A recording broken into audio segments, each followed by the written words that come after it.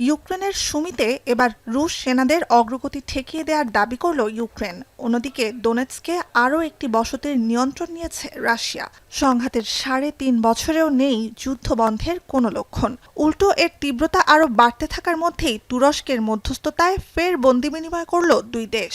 সঠিক সংখ্যাটি জানা না গেলেও চলতি মাসের শুরুতে মুখোমুখি বৈঠকে কমপক্ষে ১,০০০ সেনা বিনিময়ে সম্মত হয়েছিল রাশিয়া ও ইউক্রেন।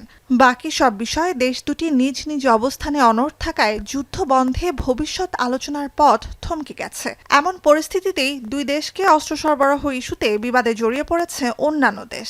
ইউক্রেনে অস্ত্র সরবরাহ করলে হুমকিতে পড়বে ইউরোপ। চীনের সাংহাই সহযোগিতামূলক জোটের বৈঠকে এমন প্রচ্ছন্ন হুমকি দিয়ে রেখেছে রাশিয়া। অন্যদিকে ২-১ মাসের মধ্যেই যুদ্ধে রাশিয়ার পক্ষে আরও সেনা পাঠাতে পারে উত্তর কোরিয়া, গোয়েন্দা তথ্যের ভিত্তিতে দাবি দক্ষিণ কোরিয়ার। কেসারেন শেকড় থেকে শিখরে। Российские вооруженные силы ведут успешные наступательные действия. Осознавая неотвратимость поражения, киевский режим делает ставку.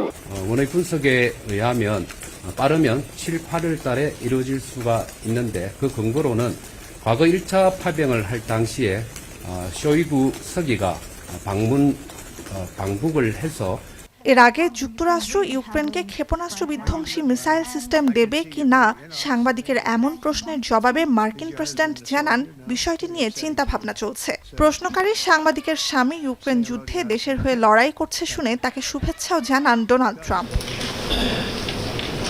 অন্যদিকে ইউক্রেন রাশিয়া যুদ্ধে কোনো পক্ষকেই অস্ত্র সরবরাহের অভিযোগ সত্য নয় বলে মার্কিন নেতৃত্বাধীন সামরিক জোট ন্যাটোর কড়া সমালোচনা করেছে চীন। 北约有关人士渲染国际地区紧张局势，诋毁中国正常军力建设，无非是为北约大幅增加军费、肆意越界扩权，图谋东进亚太寻找。